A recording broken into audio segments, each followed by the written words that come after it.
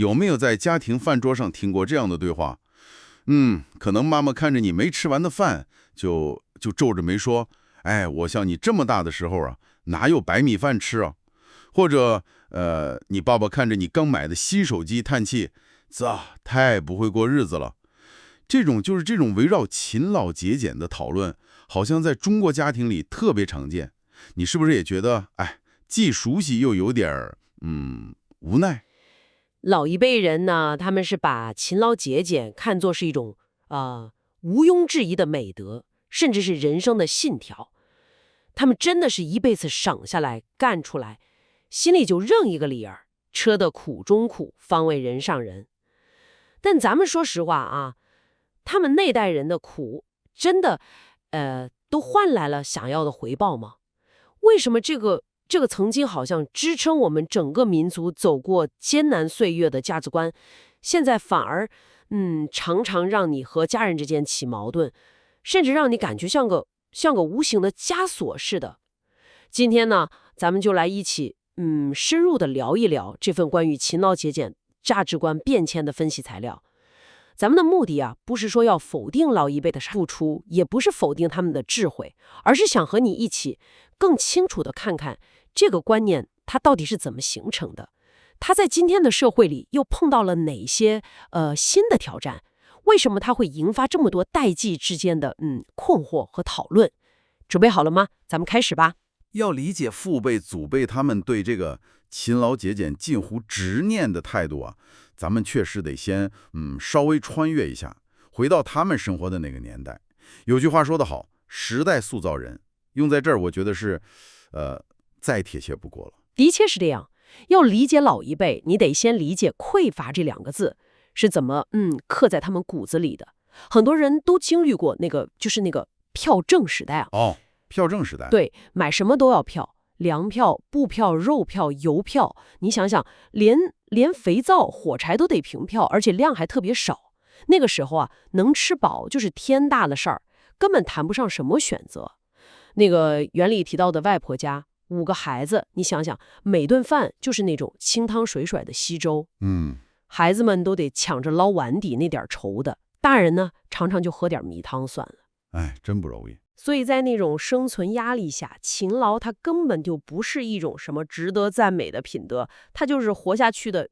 必须的手段。男的必须下地真功夫或者进厂做工，女的呢在家也不能闲着，纺纱织布啊，操持家务，拉扯孩子，就是只要能动弹，就得给这个家想办法。来源里那个爷爷推独轮车的故事就特别典型。为了多挣那么几分钱，让家里人能多吃一口饭，一天推着那个死沉的车子走几十里地，脚底板都磨出血泡，鞋子穿不了几天就破了。这个就是当时的日常，就是生存本身啊。听了就觉得特别艰辛。所以说，勤劳最开始那个驱动力，其实就是为了活下去，就是最基本的生存需求，而不是后来咱们给它加上的那些道德光环。完全正确。然后你再看节俭，它同样不是什么生活情趣或者理财观念，它就是应对风险的几乎是唯一的方式。你想啊，当时的社会保障体系几乎是空白的。生个病遇到个天灾人祸什么的，基本就只能靠自己硬扛。所以省吃俭用攒下来的那每一个铜板都可能是你未来的救命钱。来源里提到的那个奶奶，她那个铁皮盒子里面藏着毛跳分币，有个小盒子。对，平时觉得舍不得动，但真到了关键时刻，可能就靠她给发高烧的孩子请来了医生，救回一条命。所以说，勤劳和节俭在那个时候，它就是一套组合的生存工具，直接关系到一个家庭能不能活下去。时间长了，它自然也就成了社会评价一个人说你这人靠不靠谱，能不能过日子的重要标准，甚至影响你找对象。这个历史背景确实解释了为什么这套观念会这么根深蒂固，感觉就像是被那个生存压力硬生生给烙在基因里了一样。但这就带来一个问题。改革开放以后，物质条件明显好了很多了，按理说生存压力没那么大了呀，为什么他们对勤劳极简的那个执念好像一点没减，有时候感觉反而还加强了？哎，这个是关键点。来源分析就认为啊，虽然说吃饱穿暖这种基本的生存压力是减小了，但是呢，新的更高的目标出现了，而勤劳节俭呢，就被看作是实现这些新目标的，几乎是唯一可靠的途径。新的目标，比如说，想在城里买套自己的房子吧，嗯，或者说送孩子上大学，接受更好的教育，还有做生意欠了钱得还贷款吧，给孩子攒够结婚的彩礼钱，等等等等，这些都成了新的目标。特别是对于那些从农村到城市打拼的人，或者说从社会底层开始奋斗的人来说，他们可能没什么人脉，也没什么资源和原始资本，能依靠的好像就只有超出常人的努力付出，还有就是近乎苛刻的自我节制。来源里提到的那个邻居王叔叔就是个特型的例子。哦，那个建筑工人，对，他在工地上风里来雨去干了20年，平时自己舍不得吃顿好的，衣服都是工友不要的，就这么一点一点滴的存钱，最后真就在城里买了套小房子，把老婆孩子给接了过来。你想想，这样的故事在那个经济快速发展但也充满挑战的年代，它激励了多少人呢？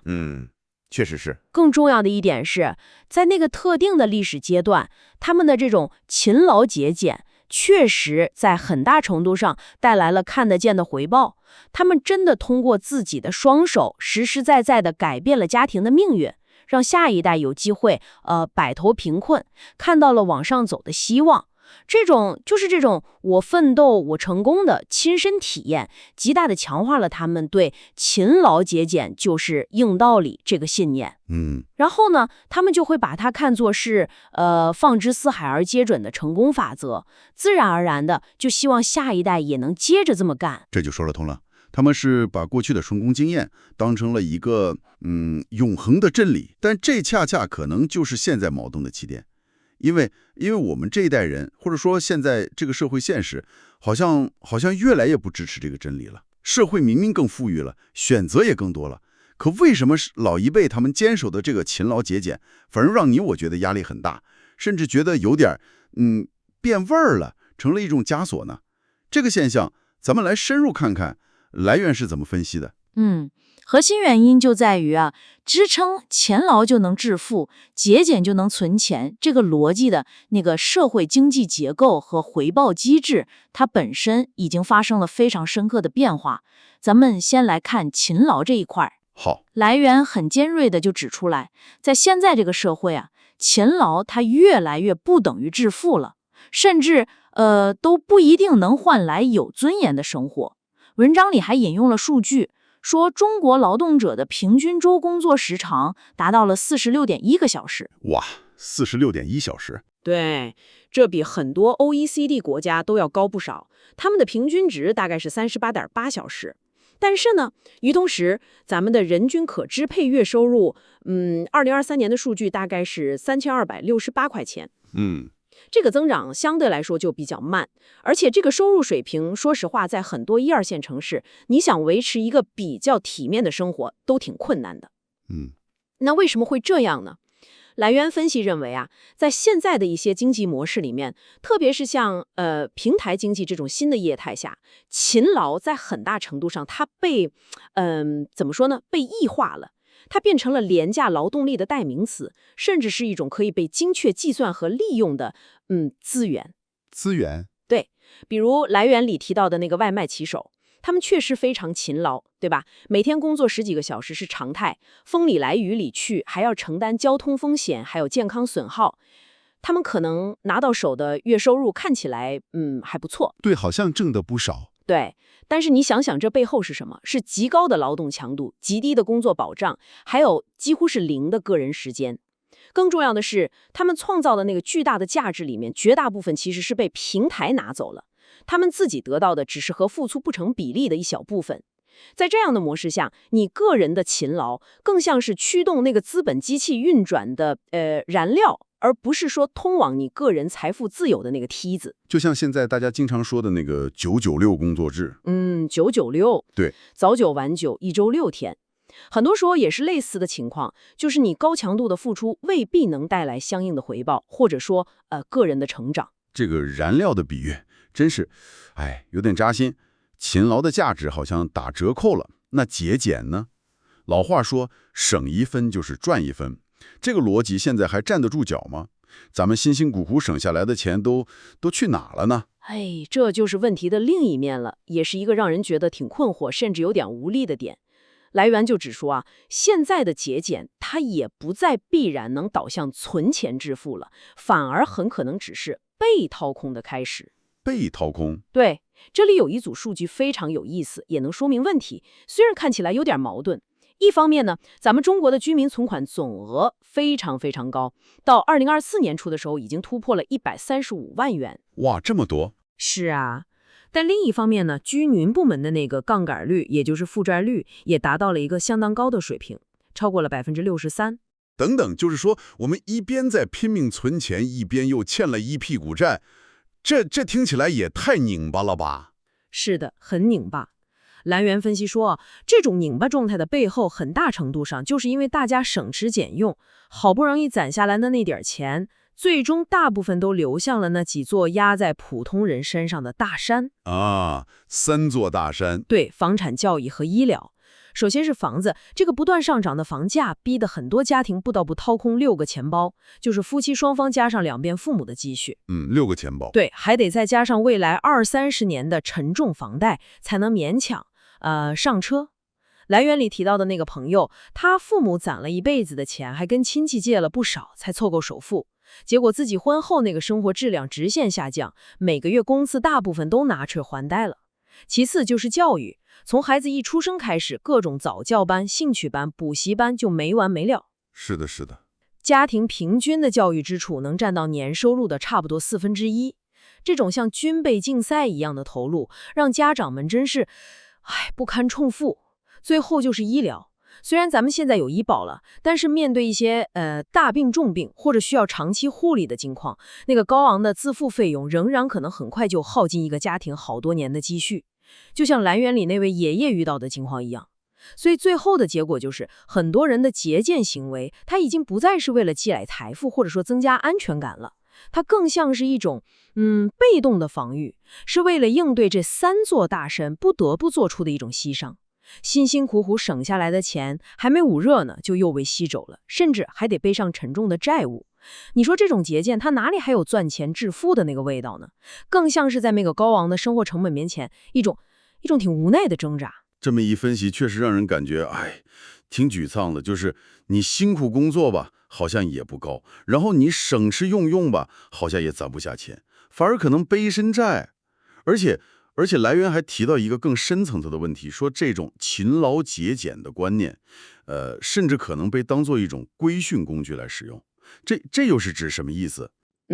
这是来源提出的一个我觉得非常值得警惕的观点。他认为啊，当勤劳节俭被过度的拔高，甚至内化成一种绝对的道德标准的时候，它有可能起到一种社会的规训的作用。具体来说呢，它很容易引导人们在遇到生活困境的时候，首先是进行自我反思和归咎。怪自己。对，就是想，哎呀，是不是我不够努力啊？是不是我还不够省啊？而不是去审视和质疑那些可能导致这个困境的，系统性的、结构性的问题。比如说，为什么房价会这么高？教育资源分配是不是公平？社会保障体系是不是还不够完善？等等。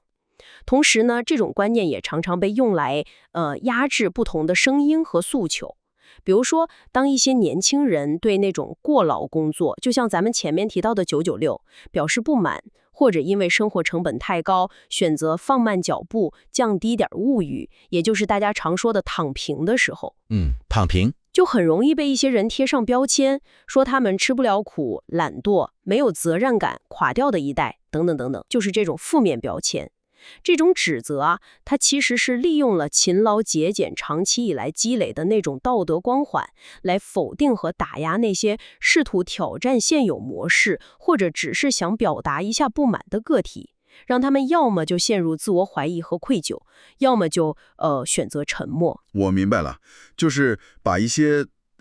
结构性的问题很巧妙地转化成了个人的道德问题，或者说能力问题。正是这个意思。它潜在的后果就是这种观念在一定程度上会塑造出更倾向于顺从的个体，让人们不太敢去争取自己应该有的权益，或者不太敢去挑战那些可能并不公平、不合理的社会潜规则。它就像一个无形的紧箍咒，约束着人们的思想和行为。这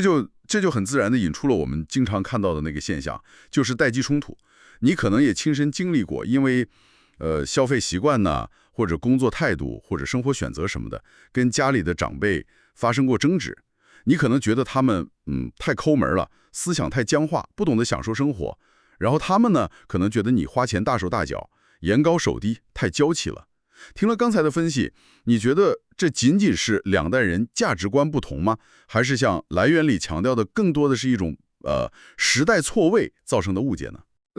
来源的核心论点，我觉得抓得挺准的，就是时代错位，而不是说根本的价值观对立。你看啊，老一辈人关于只要勤劳就能致富，只要节俭就能攒下钱的那些经验和信念，它是在他们经历的那个特定的历史时期形成的。对，在那个时代背景下，这些经验它是真实有效的，也确实帮助他们改善了生活，甚至实现了阶层的跃升。但是他们可能没有充分意识到，或者说，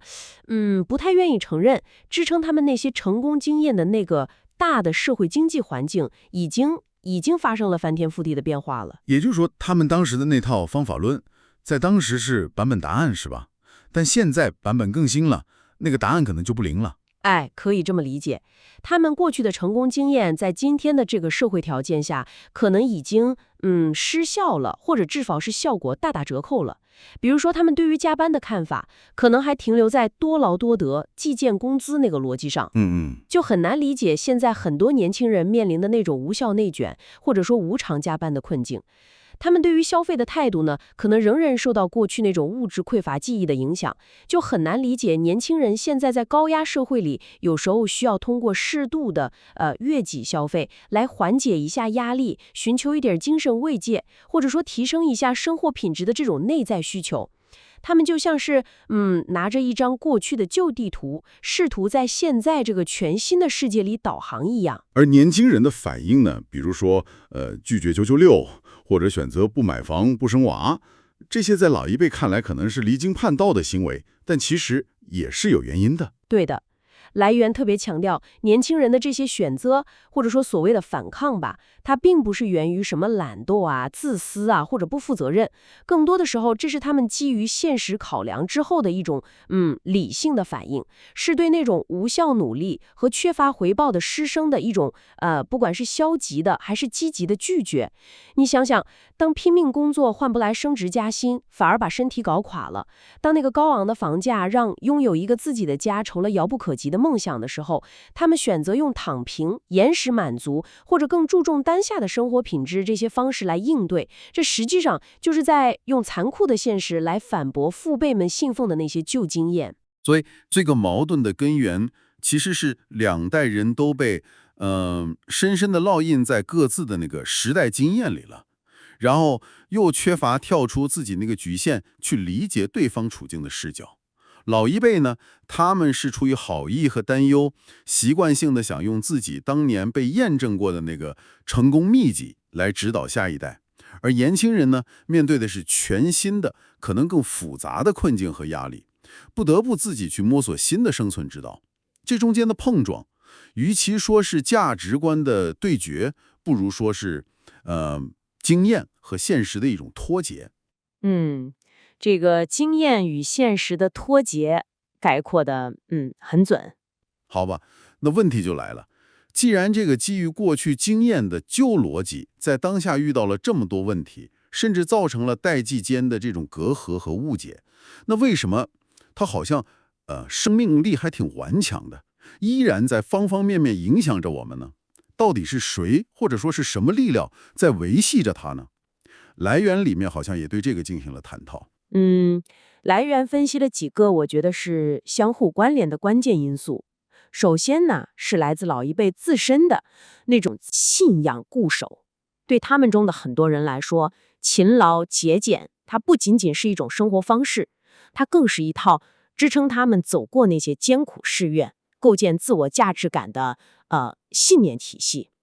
你让他们承认这套逻辑在今天可能失效了，某种程度上就像是否定他们自己一辈子的奋斗、牺牲和意义。就像来源里提到的那位张阿姨，张阿姨的例子，对，她一辈子省吃俭用，最大的心愿就是给女儿在城里买套房。结果当女儿出于对房价和未来月供压力的恐惧，表示说：“哎呀妈，我不想买房了。”张阿姨当时就瞬间崩溃了，她感觉自己一生的那个苦都白吃了，人生好像失去了方向。这种对自我价值和人生意义的强烈的维护，使得他们很难主动去质疑，或者说放弃这个伴随了他们一生的逻辑。他们可能宁愿继续坚守，也不愿意面对那个信仰崩塌可能带来的巨大的痛苦和迷茫。这其中有无奈，也有点悲情。这确实是一个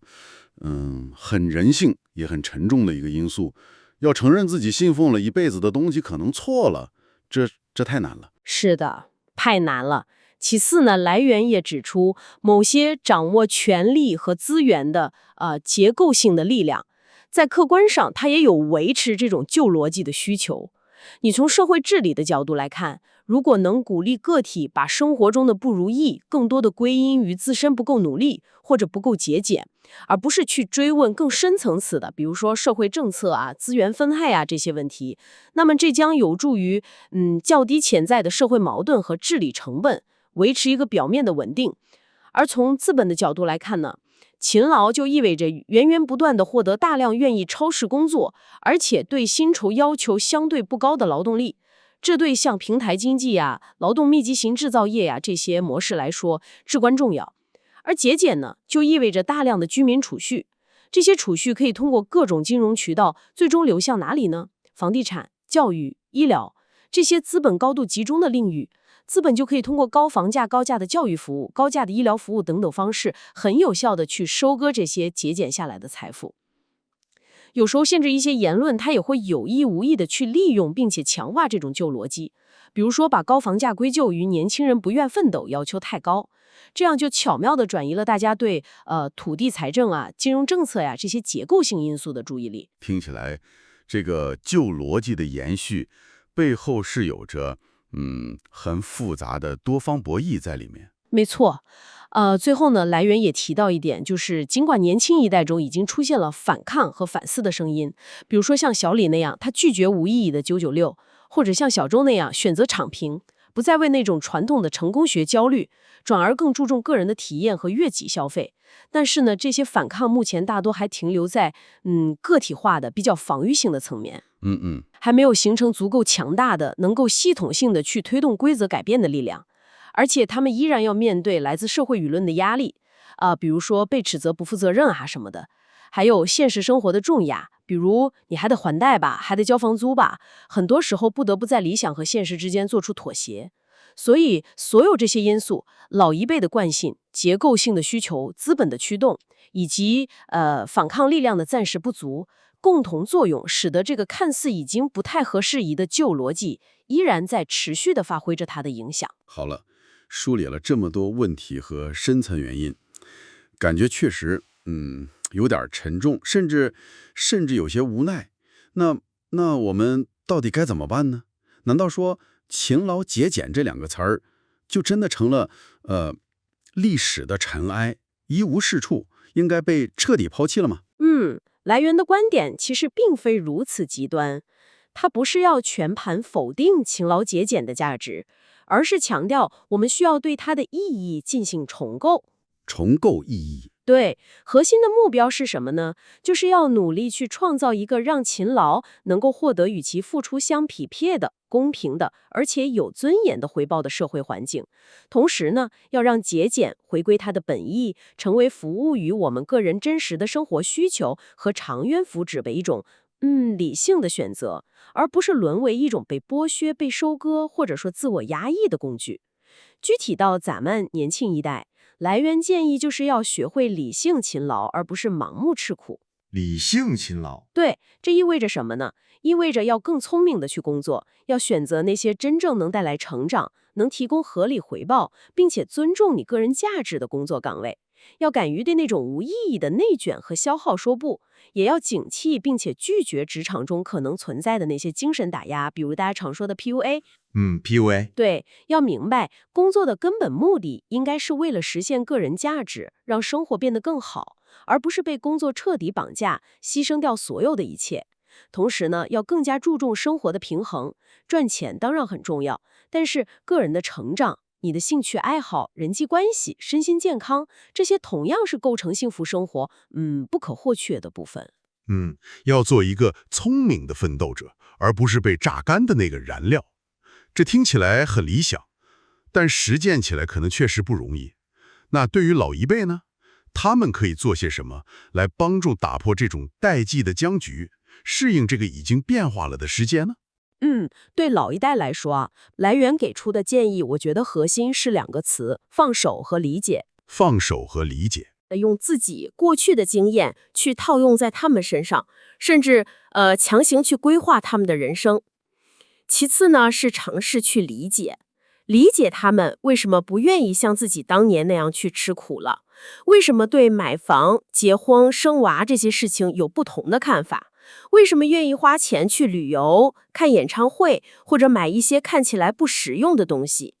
要尝试去倾听他们这些行为背后的原因和压力，而不是简单粗暴的就给人家贴上不懂事、败家这样的标签儿。在沟通方式上呢，可以分享自己的人生经验和担忧，这个没问题，但是要避免强加于人或者进行道德评判。比如说，你看到孩子买了件贵点的衣服，你可以试着说，这件衣服挺好看的，不过价格可不便宜啊，要注意理性消费，也要为将来做打算哦。这样说可能就比劈头盖脸的指责你怎么又乱花钱，效果要好得多。关键是你要表达的是关系，而不是控制和指责。这确实对双方都是一个学习和调整的过程，但光靠个体和家庭层面的努力，恐怕还不够吧。要真正让这个勤劳能有回报，节俭不那么心酸，是不是还需要社会层面的改变呢？绝对是这样。来源最后也特别强调，最根本的改变必须来自社会结构和制度层面。他呼吁说，要努力建立更加公平的回报机制。这意味着什么呢？就是要切实的保障劳动者的合法权益，比如说严格执行法定的工作时长，像8小时工作制。是呢，确保足额的加纳社会保险，不断提高最低工资标准，畅通工会这些维权渠道等等。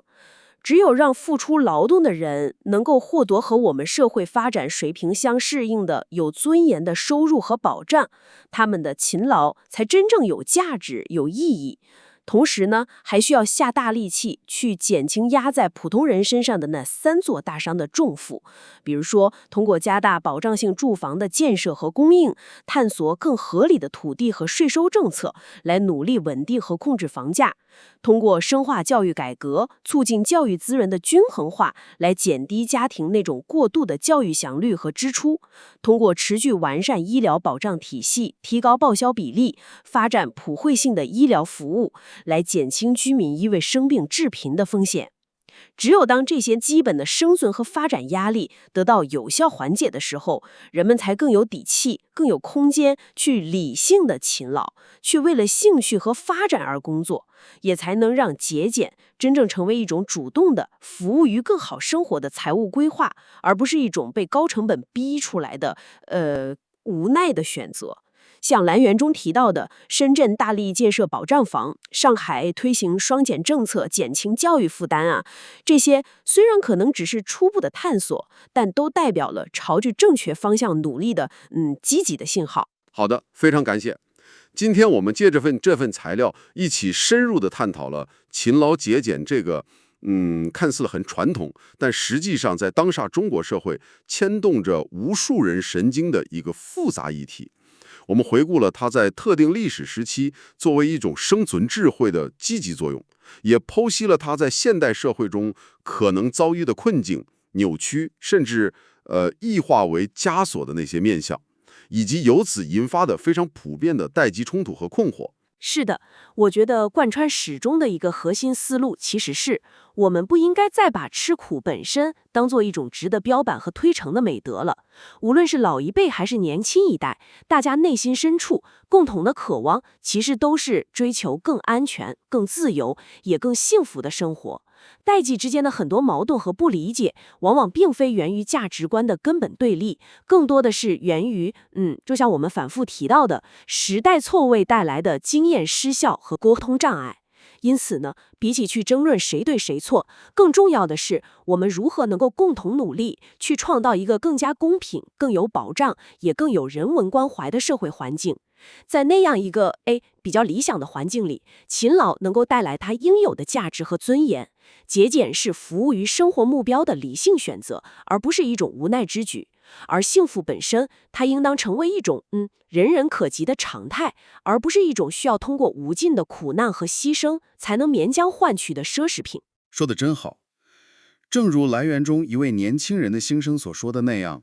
我不是不喜欢勤劳节俭，我只是不喜欢那种为了吃苦而吃苦，不喜欢那种付出得不到回报的徒劳。的确，一个健康的、有活力的社会，它不应该让这些本应是积极向上的人类品质，反而变成束缚个人发展、压抑个体幸福感的沉重的枷锁。那么，在你看来，要让幸福真正成为我们这个时代的常态，而不是一种稀缺品，除了我们今天讨论到的这些方面，我们作为个体以及我们所处的这个社会，还能从哪些具体的方向去思考和努力呢？这个问题就留给你在接下来的生活和思考中继续探索属于你自己的答案吧。